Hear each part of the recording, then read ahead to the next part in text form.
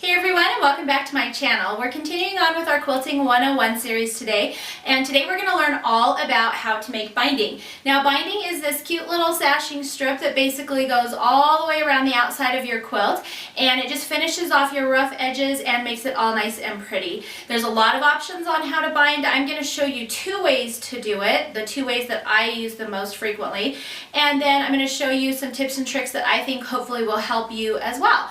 So if you're ready to learn about binding, let's get started. Alright, so before I bind my quilts, I always square them up. And I have this nice big 15.5-inch square ruler that I place on one of my corners, and I kind of line it up with the edges.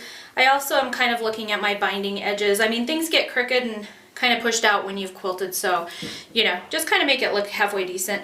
And then I also put my long ruler right up next to it along the edge. Kind of line that up along this edge of fabric as well. Now if I have a little bit where it got wavy, then I just scoot it in so that I'm catching the fabric and not leaving any white. So the first thing I do is I start on the corner up here, and I go ahead and just trim that off, and then come this way. And now my corner is basically squared up. And this is on my nice big table, and I'll just kind of slice this out of the way. And then I'm just going to continue going down the edge of my quilt following this long ruler until I get to the other corner, and then I'll put this on the other corner and just keep cutting.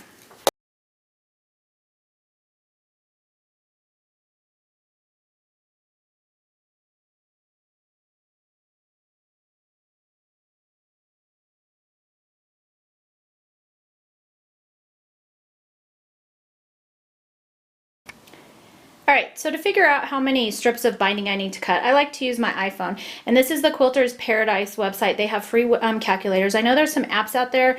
I'm not going to name them, but I have had some issues with the wrong amounts being given, and so this is actually my favorite one. If anything, I've had a little bit extra, which I prefer.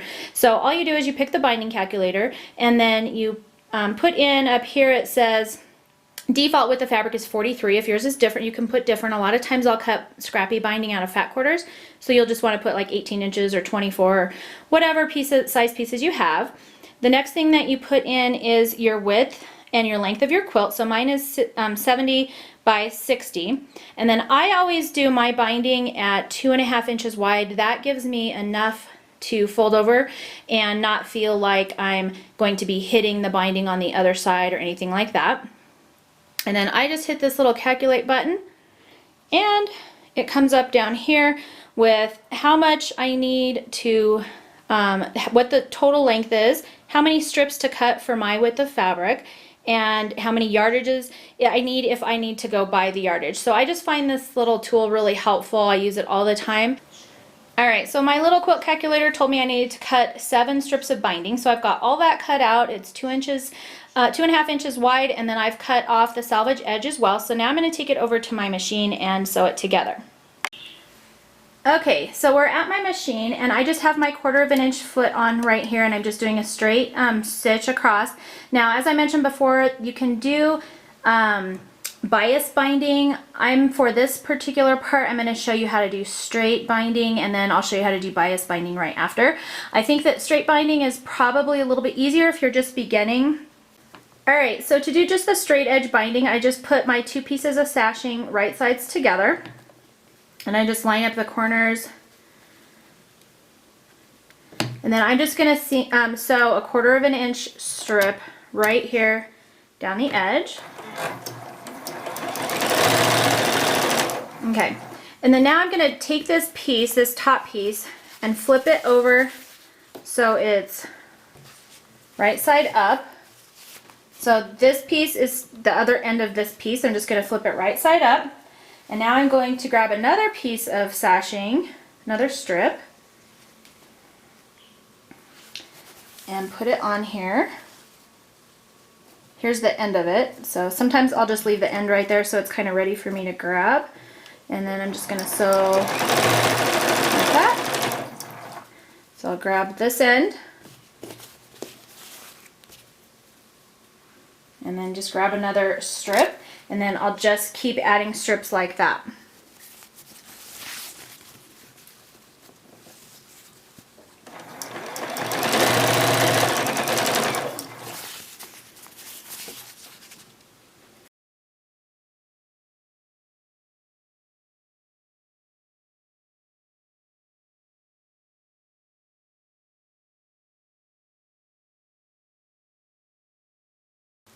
Alright, so really quickly I wanted to show you how to do the bias binding. Now this is good if you're doing like binding for an apron and you need it to be able to be bendable.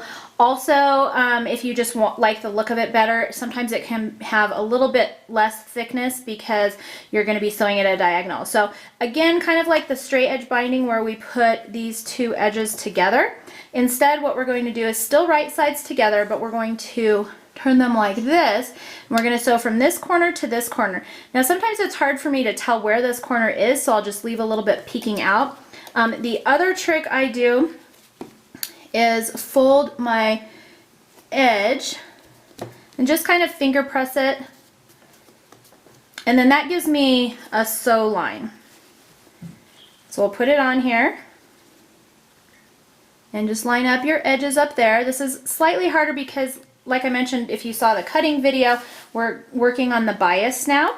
But if you just line up this edge and this edge, then you should be all right. And then what you're going to do is just stitch a diagonal line from corner to corner here, and then you will trim this off at 1/4 of an inch.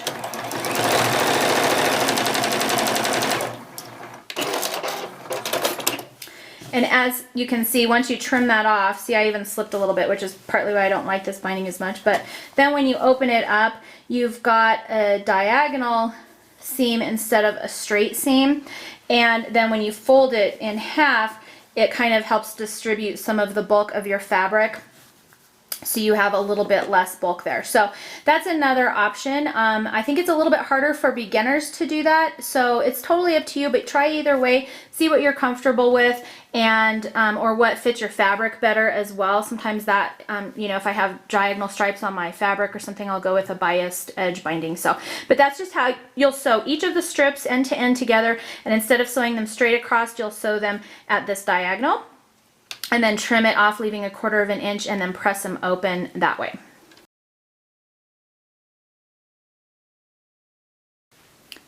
So when I iron my binding, I like to line it all up like this. These are all of my seams that we just sewed together, and I also press them open as opposed to pressing them one way, because in just a second we're going to take these pieces and fold them in half, and then you'll have all of your seam allowance on one side. So in order to reduce bulk, I just press them all open, and if you have them all in a line like this, you can kind of just go down the line, and it makes for really quick seam ironing. Alright, then if I have anything too crazy, I'll just hit it really quick, but there you go. So our seams are ironed open. Now if you were to do the bias edge, you just do the same thing. Finger press open your seam really quick, and then hit it with the iron, and voila. And then what that does is when you fold that over, as you can see, you have just the bulk is kind of right here where the corner is, and then it's kind of dispersed a little bit better. So again, it's totally optional, whichever way you prefer to do your binding. Alright, so to iron my binding, I have it wrong side facing me, so the pretty side will be down onto your ironing board. And again, you can kind of do this whichever way suits you best, but you're going to fold your binding in half, and then you're just going to hit it with your iron.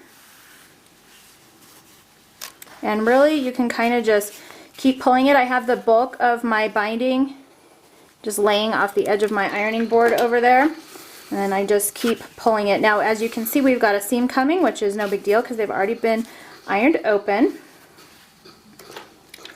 So we're just going to continue with that, pulling our fabric. And then when you go to iron your seam here, just make sure that it stays open, so when you press it, you've got all 4 of your seams still open so that you don't get any extra bulk in that area. And then you're just going to continue. I usually hit it a little bit more on the seams just because it can be a little bit thicker there, but it's not usually a big issue. And then you're just going to continue going down your strip of fabric until you get it all nice and pressed out.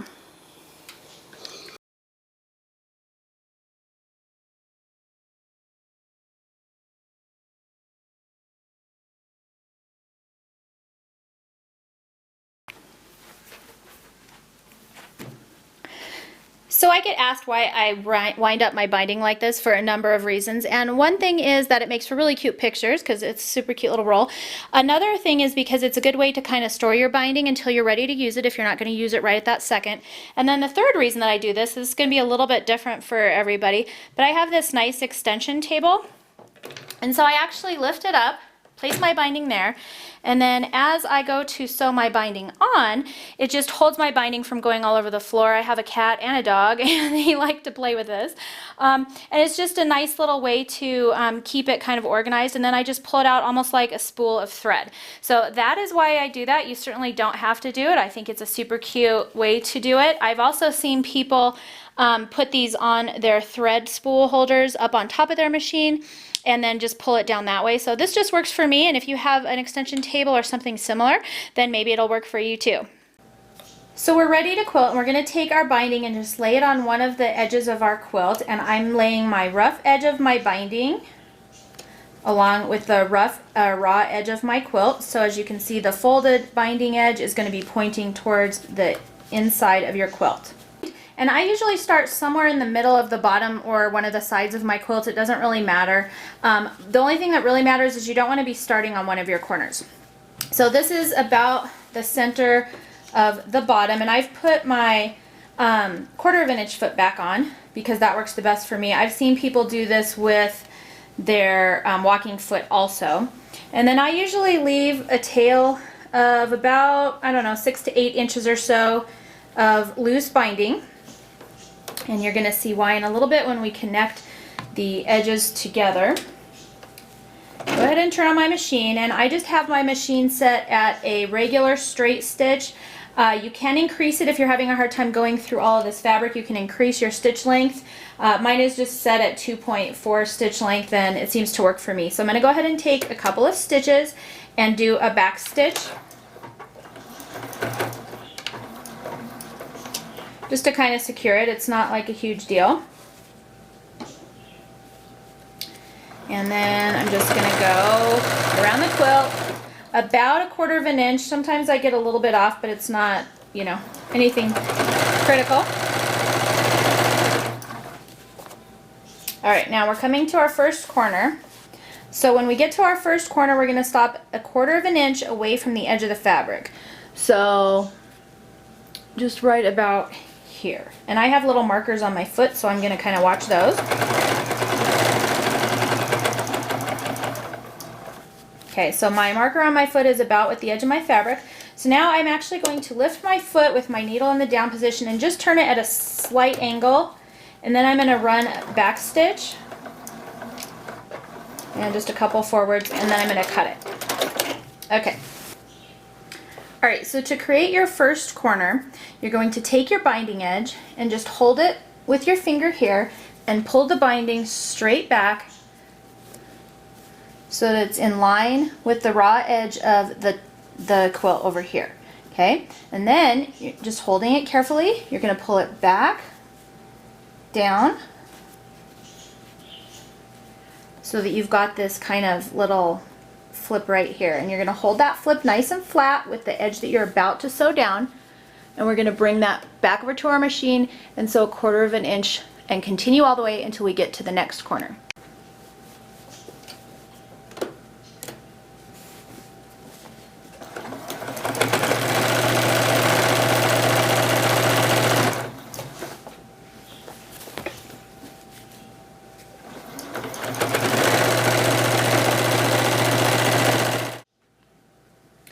Alright, so I'm nearing my next corner here. We're going to do the same thing. Stop 1/4 an inch away, back stitch at a slight angle, forward stitch just a little bit, cut it. Okay.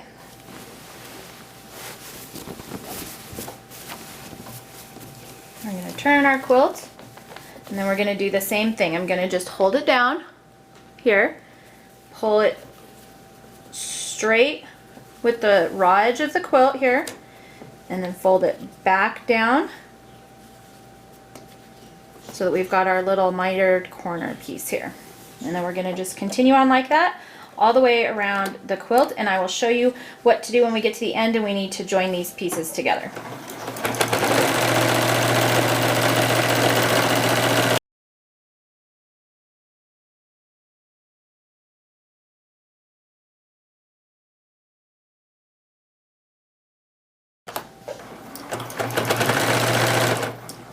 Okay, so I'm getting to be about, I would say a good maybe 12 inches from my other strip where I started. So I'm going to go ahead and stop here. I'm just going to do a quick back stitch, a couple forward stitches, and clip it, and then let's go and I will show you how to attach this binding. Okay, so here we have our opening for our binding, and what I'm going to do, since I did straight binding for this, I'm actually going to do the same for connecting it on this side, and I'll show you how to do the bias one also. But first let's do the straight binding. So what I'm going to do is kind of find a center point in between my two opening spots. And so I'm going to just lay this one down nice and flat, and just kind of keep, you know, an eye on that if you want to mark it with your fingernail or something. And then I'll go ahead and just trim that quickly. Now, I wouldn't necessarily, this probably isn't the safest way to do this, but I do just run a quick line using the mat lines here with my rotary blade and just cut it off so I've got like a nice spot to start. And then I take my other strip and lay it on top of it, and I'm just going to measure 1/4 of an inch overlap. So here's where this one stops. I'm going to go over 1/4 of an inch, mark my fabric, and as you can see I'm not really measuring, I'm just kind of eyeballing it. And then I'm going to go ahead and put that crease on my mat here, and again just cut a quick straight line using the line on my mat. Okay, you can throw these to the side. Now the next thing that I'm going to do is attach these two right sides together. So I just open up the right side here, open up the left side, and then line those up right sides together. Now if this is your first time, I would suggest pinning these so that when you get them over to the machine, they aren't, you know, messed up or gone the wrong direction or whatever. And you can also just check really quickly before you sew it whether or not it's going to work, because when you pull this flat, you should have your seam right here, and it should be nice and flat against your quilt. Okay, and mine is. So I'm going to just kind of fold it over, flatten it out so it's a little bit easier for me. Take this over to my machine and stitch 1/4 of an inch down this edge right here. So let's go do that. Since there can be a little bit of a tension on this, I go ahead and fold my quilt in half to just relieve that tension so that I can run it through my machine without there being any pulling or anything like that. And again, I'll come back over here, and I didn't quite line these up straight, so I'll just fix that, but I do know they're at least in the right direction. And then we're going to sew 1/4 of an inch, like I said, down this edge. And you do want to try and line that up pretty good because you only gave yourself 1/4 of an inch. And here we go.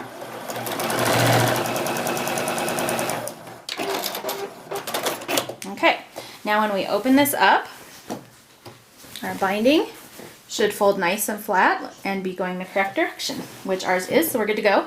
Next thing I'll do is just open it back up, and since I since I ironed my seams open, I'm just going to finger press this one open, and then go ahead and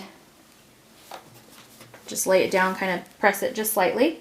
And now we're ready to just continue, pick up back where we were. So here's our stitch. I'm about probably 1/2 inch back. I'm just going to do a quick back stitch to start again, and then we'll go all the way through to the other side.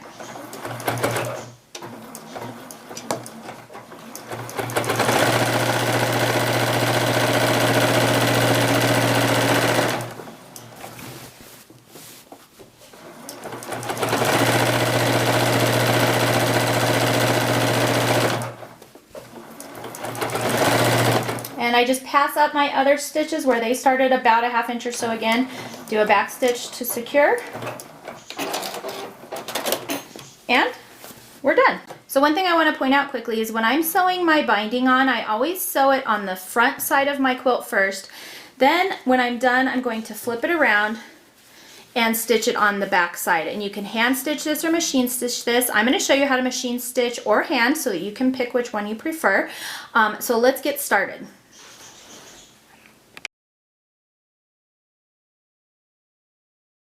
Okay, so I wanted to quickly show you how to do binding on the bias. So pretend like there's a quilt under here and we're coming to the point we've quilted all the way around or added our binding all the way around, and we need to attach these two pieces together. So what we're going to do is I'm just going to take a pair of scissors and snip off my binding. Doesn't matter how much you snip off. What matters is how white it is. So we're going to take this width, and that's how much we want these two pieces to overlap. Okay, so like that. All right, so we're going to overlap them by whatever the width of your binding is. This is 2.5 inch binding, so I'm going to overlap by 2.5 inches. If you did 3 inch binding, you'd overlap by 3 inches, etc. So we're going to kind of pretend like I went ahead and did that. Okay, and then what we're going to do is we're going to attach it just like we attached it when we were making the bias binding. So you're going to want it to be right sides together. So we're going to open up this one, okay, and then we're going to attach it though on a bias. Okay, so you're going to sew from this corner to this corner, and like I did when I was making my binding, I like to just make myself a mark to follow. So I would sew down this. Now to check and just make sure that this is going to work out, I like to put a couple pins in along that line. Okay, and then now when we pull our binding taut, pretend like we've stitched right here and cut that off at 1/4 inch. Then when we go to pull it flat,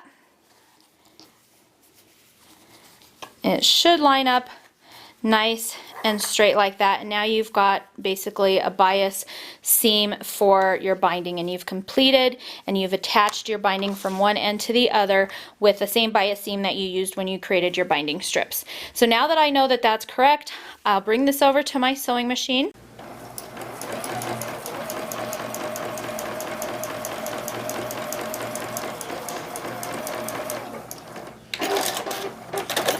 Okay. Alright, so now I'm going to go ahead and just verify that this worked by folding my binding before I cut it, and it looks good. So now we can go ahead and trim this off at leaving 1/4 inch. So let's go ahead and trim that edge there. Now, because I had previously pressed my seams open, I would just go ahead and finger press that open, fold it in half, make sure everything looked straight, and then we're good to go to finish sewing our binding onto our quilt. Alright, so as you've probably noticed, I'm using my 1/4 inch foot to sew on my binding. I'm doing that because I've never had a problem with it or, you know, having it scrunch my fabric or anything like that. And also I use this tiny little section on my foot to help me when I machine stitch it on the back side. If you're having a hard time using your regular 1/4 inch foot, you can always grab your walking foot and just, you know, that should help you pull your fabric through a little more evenly. I find that it's harder for me to see what I'm doing using this, so I typically do not. However, like I said, if you're having troubles, this might be a good solution for you. Okay, so I flipped my quilt over. This is the back side, and I'm going to go ahead and just pull my binding out and then just pull it to the edge. Now my goal here is that here's my stitch length, or my stitch from the front side when I attach my binding to the front, and I want to stitch at least just on the other side of that. I don't want to hit that again, because if I hit that line, it means that I'm going to be showing my stitches on the front of my binding, and you don't want to see that. So the easiest way to tell is, I can see right now that I can pull this far enough to pass my stitch line. I'll also be able to hear it if I hit it on my machine. You'll hear a nice loud clanking noise, and that means that I got onto my binding. So I want to try and avoid that. Any of these little strips, if they're really long, I'll cut threads off, but for the most part I just kind of tuck them into the binding. And then I'm just going to roll it over with my fingers And again, like where I started my binding, I'm starting approximately somewhere in the middle. You just don't want to start on a corner is the only thing. Now I've barely lined my fabric up with this little edge on my foot here, and I'm going to go ahead and do a front and back stitch just to secure it. And I just go kind of slow here. Now every now and then my binding will get pulled up in between this little crack right here, and I just lift it up, lift my foot up and put it back down, and that usually corrects that problem. And now I just go around my quilt, just carefully making sure that I'm staying on this edge, and like I said, I'm also listening to my machine for any loud clanking to make sure that I'm not getting the front side of my binding.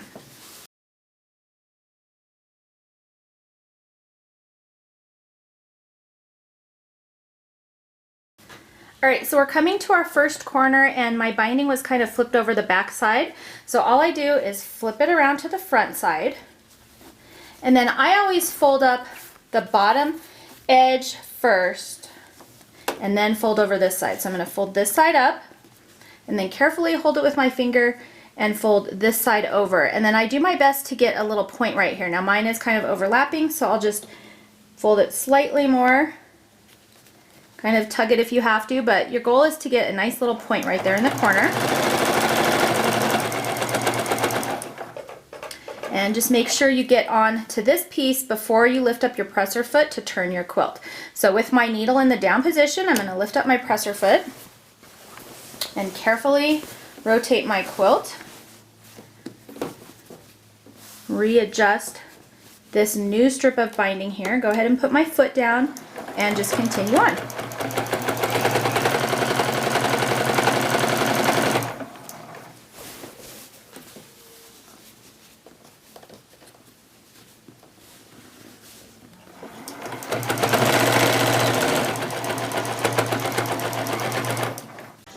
Okay, so hopefully you can see I'm just really barely catching the edge of my binding here. And then if you flip it over to the front side, you can see this stitch line. So that's something to keep in mind when you're choosing thread color. Since I quilted with white, I wasn't all that worried about it, but I'm not catching my actual binding. So here's my stitch line, and then here's the binding, and I haven't hit that, so we're doing good. So I'm just gonna go ahead and finish up. All right, so I'm at my next corner, and I just do the same exact thing as the last one. I'm just gonna fold up this side, kind of hold it, and then fold over this side so that you have a little point here. And I'm just going to kind of adjust it until I have a nice corner right there. Again, I'm going to go slowly, make sure I get into this piece of binding before I lift up my foot. Needle down position. Fold it over, lower your presser foot, and keep on going.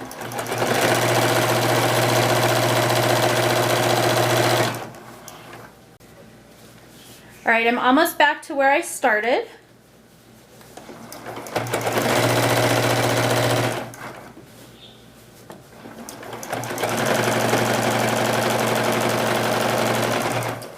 And I'm just going to be careful to try and line up with my original thread. And I go past it just a little bit, do a couple back stitches to secure my binding. And we're all done.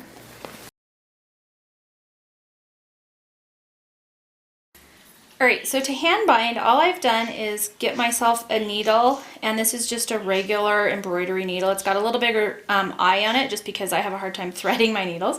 And then I have not too long of a section, and I use my same Aurifil 50 weight thread, and I just go ahead and tie a knot in it. And to do that, I just wrap it around my finger and then roll it off and pull it.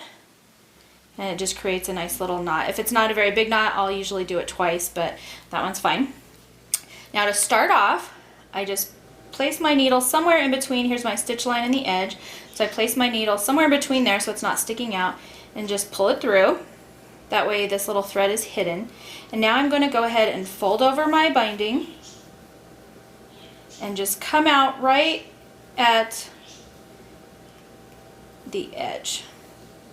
So I'm just taking a little tiny bite out of the edge of my binding. Now I'm going to go underneath and pick up some of my white, and then just again pop out right at the edge. Now I'm doing this in white just so you can hopefully see my stitches a little bit better.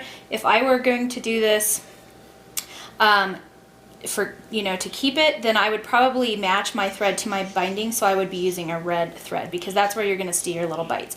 But as you can see, it's just this tiny little bite right here. So again, pretty much where this thread comes out, I'm going to go in right there again and then back out, right, just taking off a tiny little bite out of the very edge of that fold. And I'm just going to keep on going that way until I get to this corner up here. And once you get used to this, it goes really fast. As you can see, teeny tiny little bites, and I'm not going through to my front side either. So you're going to want to just use whatever thread correlates with your binding the most so it'll stay hidden. And as you can see with this first one, I kind of took a bigger stitch to try and show you guys, but now you can barely even see these. And once you're done, you really won't be able to see them at all. You may consider using a thimble. That might also be an option in case you are worried about poking yourself or anything like that. And you are going to want to pull these tight as you go. And we're going to get all the way up here and I'll show you how to do this corner. And as you can see, you've got this nice little, you can kind of see puckers where I've stitched, but you really can't see the stitching even with the white thread.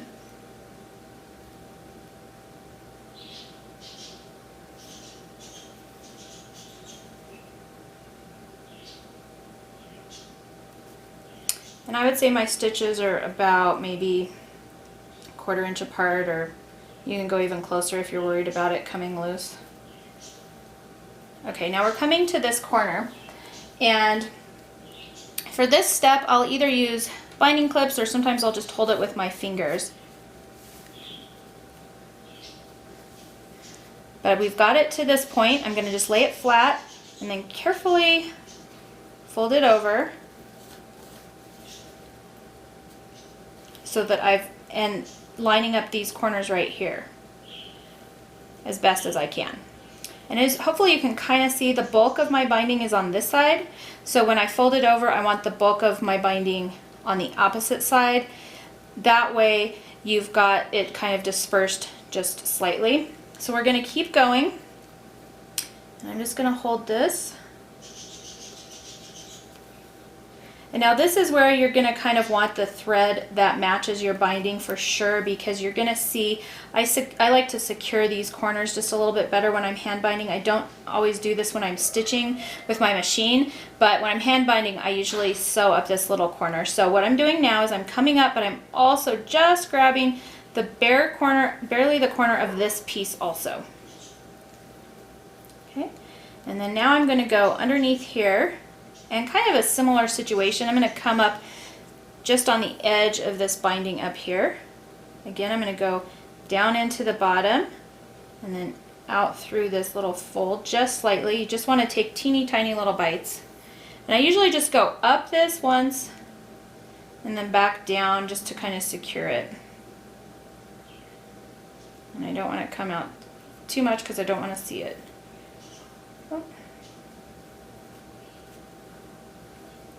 Okay, so there you have that corner, and you can't really see your stitches, but I just like to do that when I'm hand stitching because I feel like it's not quite as secure as when I'm machine stitching my binding on. Now I'm back down at the bottom and I'm going to start coming out down at the edge of this other side. And now we're going to turn and just keep going with that same, just taking little tiny bites out of the bottom and little tiny bites out of your binding.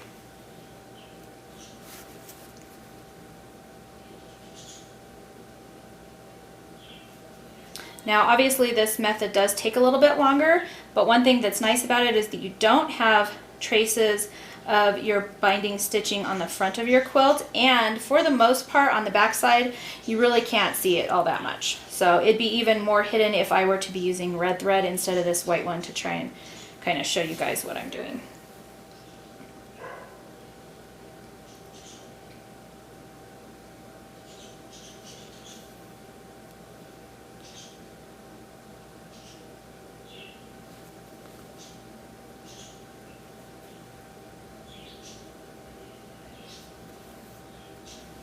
All right, so that's it. That's how you hand bind back of your quilt. Again, when you put your binding on the first time, you put it on the front, and then you can flip it over and then hand stitch it onto the back. Alright everyone, so those were my helpful tips on binding. I hope they helped some of you out. And as I mentioned, I'm doing giveaways for all my videos. So today's giveaway is sponsored by Fat Quarter Shop. They're giving away one of these super cute kits of the Clover binding clips.